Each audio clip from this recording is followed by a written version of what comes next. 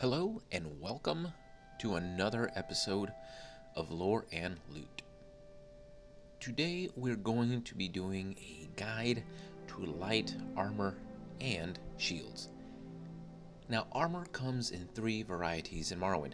You can find heavy, medium, and light armor, which includes the chest pieces, helms, pauldrons, boots, gauntlets, and bracers, and greaves. Generally speaking, a complete set of light armor will include everything from head down to the feet. However, there are a few pieces of light armor that are single set items, in other words, a helm without the accompanying chest or boots. Now this guide is not going to be covering any light armor found in either of the expansions, Tribunal or Blood Moon, and it won't cover any magical or unique items or relics. Those will be covered in a separate video. Alright, so like I said, there are three major types of armor. As a general rule, heavy armor provides more protection from damage, while light armor protects the least. On the other hand, light armor weighs less than heavy armor. So as with most things in this game, everything is balanced. You can have more protection with heavy armor, but move more slowly and be able to carry less loot overall, or you can be able to move quickly, even if fully armored, while still being able to carry more loot, but at the trade-off of reduced armor protection. Now, those with high skill in light armor are those who are trained and conditioned in its use. The wearer is able to move more effectively while wearing light armor and receive a larger armor bonus as a result. Some races favor light armor. Those are the Bosmer, who start off with a plus 10 to the skill, while the Dunmer, Imperials, and Khajiit have a plus 5. Certain classes have light armor as a major skill. Those are the Agent, the Archer, the Assassin, the Rogue, the Thief, and the Witch Hunter. These classes start off with the light armor skill at 30. Meaning that at best, a Bosmer with one of these classes will start off with a light armor skill of 40. Minor skills boost this skill by 15 to start. The classes with light armor as a minor skill are the Acrobat, the Barbarian, the Healer, Monks, Nightblades, and Scouts. Now light armor is governed by the Agility attribute. Now as a quick refresher, an attribute governs a set number of skills. Whenever you level up a skill, you are then able to raise that attribute at your next level up. There are three ways to increase your light armor skill. The first is simple. Wear the armor while you take damage. Every time you get walloped, stabbed, smacked, sliced or diced, punched, or bitten while wearing light armor, your skill with light armor increases. The second way is to pay someone to teach you how to more effectively fight and maintain your light armor. Unfortunately, there are only 2 light armor trainers of any renown. Ruchia Conesian, found in Ebonheart, can teach you up to level 70, and the master trainer in light armor is Erin, the Bosmer Thief. She can be found in the Andis Trade House in Margon. Finally, you can find skill books that will increase your skill in light armor. These books can only be read once for the boost. The books are The Rearguard, Ice and Chiton, Lord Jornabet's Last Dance, and Sermons 21 and 28 of the 36 Lessons of Vivek. In addition to all of that, there are some factions that have light armor as a preferred skill. These factions are House Lalu, the Morak Tong, and the Thieves Guild. Technically speaking, the Ashlanders and the Blades also favor light armor, but they aren't a normal faction. Also, as a little bit of trivia, the Kimona Tong and the Census and Excise are factions that favor light armor, but they aren't joinable. Alright, let's talk about the pieces themselves. Each piece of armor has 3 main attributes: weight, durability, which the game calls condition, and the armor rating. Weight is self-explanatory. Durability is displayed as a fraction, Once the denominator reaches 0, the piece of armor breaks, and you have to repair it to be able to wear it again. The durability can be increased at any time by having a smith fix it, or you can fix it yourself with one of the various repair hammers in the game. It's important to keep your armor's durability high. Finally, the armor rating. Each piece of armor has its own armor rating. Putting on additional pieces increases your armor rating. The higher the number, the more protection you get. Please note that the armor rating is not actually just a sum of what the armor itself states. For example, just because the piece of armor says 50 doesn't mean that putting it on gives you a 50 armor rating. The calculation is a bit more complicated than that because it takes into account your armor skill as well as the armor piece's armor rating. Additionally, each piece of armor is given a different weight when calculating the armor rating. For example, the chest pieces will give more armor than the gauntlets. This makes sense, of course. This is just something to keep in mind when you are looking at that little number underneath your character paper doll model. Just remember that the number down there is not going to match what the individual pieces of armor numbers are. But enough of that, you didn't come here for math. I suppose a fourth attribute to each armor piece is the value in gold, but to be honest, most light armor pieces really aren't that valuable. Nevertheless, I'll give you the gold value for each of them, in addition to giving you the other attributes. I'm going to go in ascending order of armor rating. I'm also going to go by what body part they go on. And we're going to start at the top, the helms. It's interesting to note that Argonians and Khajiit cannot wear most of the helms in the game. I suppose their snouts or ears get in the way?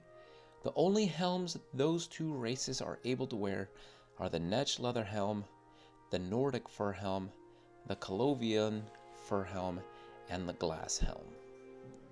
First up is the Netch leather helm.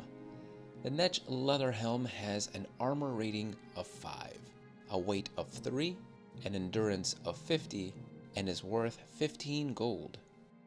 Next is the Nordic fur helm, which has an armor rating of 5, a weight of 1.5, an endurance of 50, and is also worth 15 gold. Up next is the Telvanni Dust Adept helm, which also has an armor rating of 5, a weight of 1.5, an endurance of 50, and is worth 30 gold.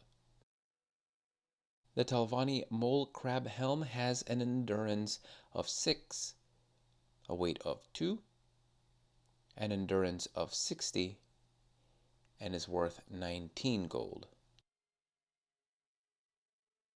Up next is the Boiled Netch leather helm, which has an armor rating of 7, a weight of 3, an endurance of 70, and is worth 17 gold. This doofy little number is the Colovian fur helm, with an armor rating of 7, a weight of 2, an endurance of 70, and is worth 25 gold. Up next we have the Telvanni Cephalopod helm, with an armor rating of 8, a weight of 2, an endurance of 80, and is worth 50 gold. The Chiton helm is next. You may also see this in the game as the Chiton Mask helm. Both of them have the exact same model and the exact same stats. They have an armor rating of 10, a weight of 1, an endurance of 100, and are worth 19 gold. Up next we have another strange looking one, the Radaran Watchman's helm, with an armor rating of 11, a weight of 1, an endurance of 110, and is worth 24 gold. The Morag Tong helm is next, with an armor rating of 12, a weight of 3, an endurance of 120, and is worth 20 gold. Up next we have the glass helm, and you'll notice a theme with every single piece of armor. Glass is by far the best light armor. The glass helm has an armor rating of 50, a weight of 3, an endurance of 500, and is worth 12,000 gold. Next we'll do the pauldrons, which cover the shoulders. First up are the Netch leather pauldrons with an armor rating of 5, a weight of 4, an endurance of 50, and are worth 12 gold. Next up are the Nordic fur pauldrons, also with an armor rating of 5, a weight of 3, an endurance of 50, and are worth 12 gold. The chitin pauldrons are next with an armor rating of 10, a weight of 2, an endurance of 100, and are worth 16 gold. Up next we have the glass pauldrons. The glass pauldrons have an armor rating of 50, a weight of 3, an endurance of 500, and are worth 9,600 gold. The chest pieces will be next. First up we have the Netch leather cuirass with an armor rating of 5, a weight of 12, an endurance of 150, and is worth 35 gold. The Nordic bearskin cuirass is next with an armor rating of 5, a weight of 9, an endurance of 150, and is also worth 35 gold. The Nordic fur cuirass is next, also with an armor rating of 5, also with a weight of 9, an endurance of 150, and is also worth 35 gold. Coming in next is the boiled Netch leather cuirass with an armor rating of 7, a weight of 12, an endurance of 210, and is worth 47 gold. The chitin cuirass is next. This one has an armor rating of 10, a weight of 6, an endurance of 300, and is worth 45 gold. Up next is an interesting one. We have the Imperial Newt Scale cuirass with an armor rating of 10, a weight of 9, an endurance of 300, and is worth 100 gold. Up next is the Imperial Studded Leather cuirass with an armor rating of 10, a weight of 9, an endurance of 300, and is worth 65 gold. And finally, coming in at 50 armor rating is the Glass cuirass. It has a weight of 18, an endurance of 1,500, and is worth a staggering 28,000 septims. Next up are the bracers and gauntlets. Bracers are sort of like wrist guards. They don't cover the fingers, but rather extend from the wrist to the elbow. Gauntlets are basically armored gloves. And although you would think gauntlets would provide more protection in real life, there really isn't a correlation in the game between armor rating and whether your fingers are covered or not. First up, we have the cloth bracers.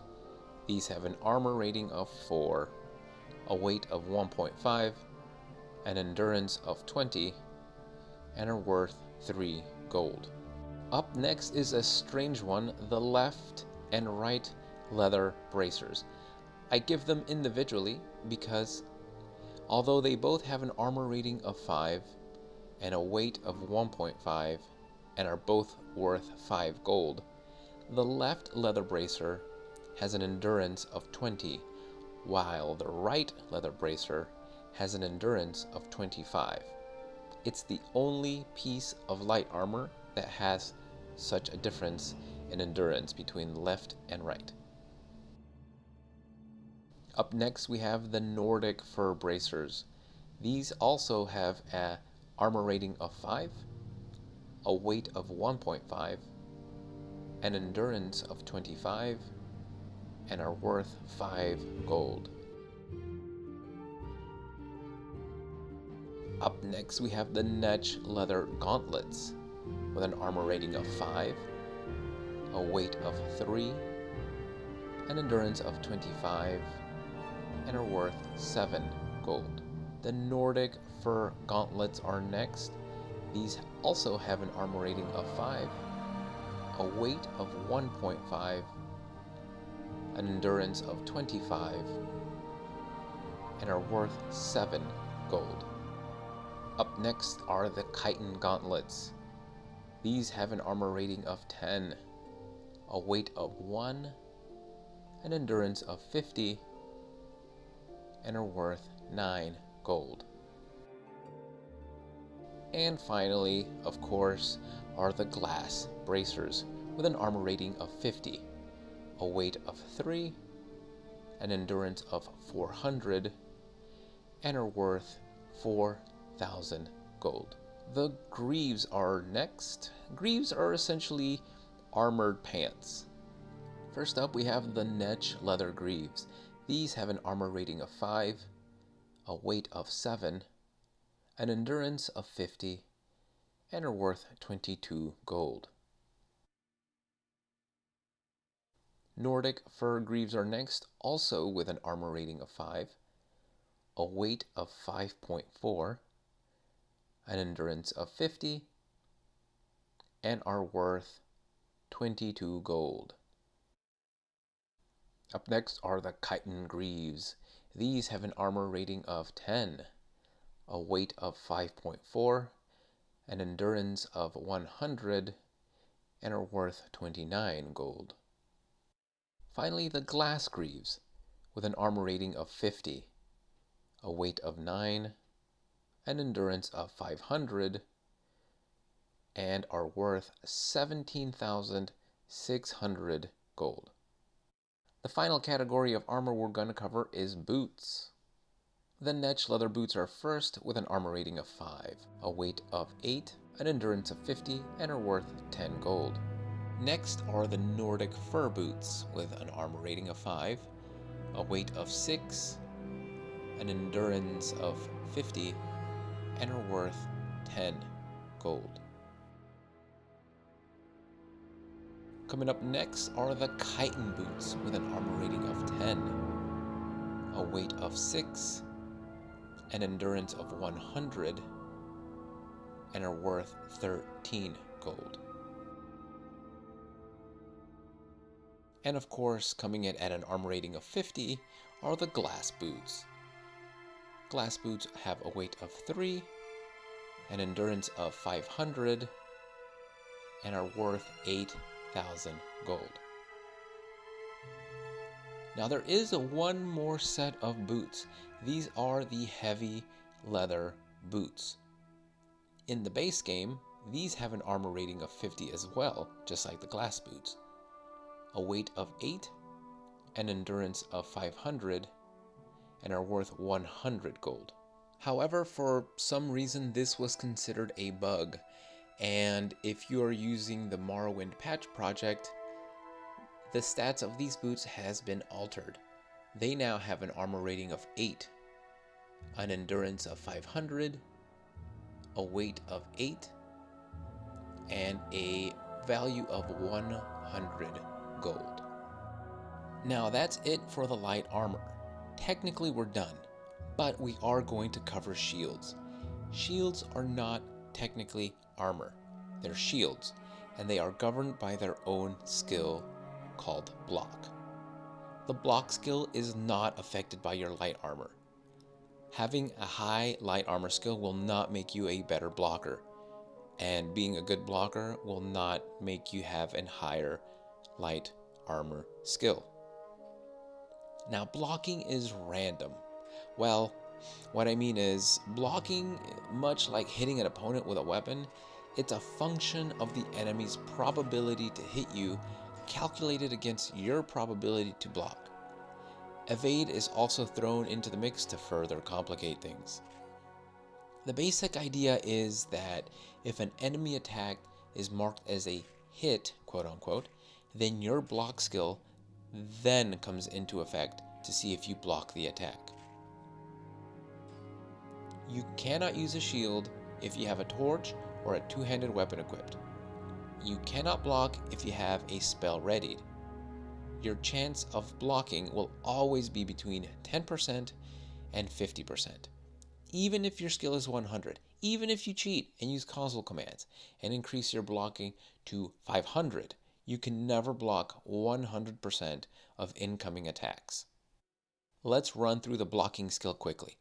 This will apply to all shields, whether made of light, medium, or heavy material, as that doesn't affect your actual blocking skill. Block is governed by the agility attribute. Orcs are the only race that receive a starting skill to block, and it's a +10. Archers, barbarians, bards, crusaders, the knight, scouts, spell swords, and the warrior are classes that have block as a major skill. You'll notice archers are in this list, which is really weird to me because you can't block when you're using a bow. The agent, assassin, monk, pilgrim, rogue, and witch hunter classes have block as a minor skill. Now, there are 4 trainers in the game that can train you up above level 70 in block. The first one is Olm's Drathen, found in Molag Mar, and Cyrillus Sacus in the Hawkmoth Legion Fort, and Ebonheart can train you up to level 71. Well, technically, Cyrillus Sacus is a trainer, but he doesn't actually provide training in the unpatched version of the game due to a bug. Cargul Groboguk in the Vacant Tower in Dagon Fell can train you up to level 82. The master block trainer is the Red Guard Shardy, who can be found outside in the Buckmoth Legion Fort near Alderun. The factions that prefer members with blocking skill are the Fighters Guild and the Imperial Legion. And finally, there are 5 books that give you an increase to block if you read them. The Death Blow of Abernanit, The Mirror, A Dance in the Fire Chapter 2, and Sermons 7 and 32 of the 36 Lessons of Vivek. Now, there are 2 main reasons why I've included shields in the light armor category.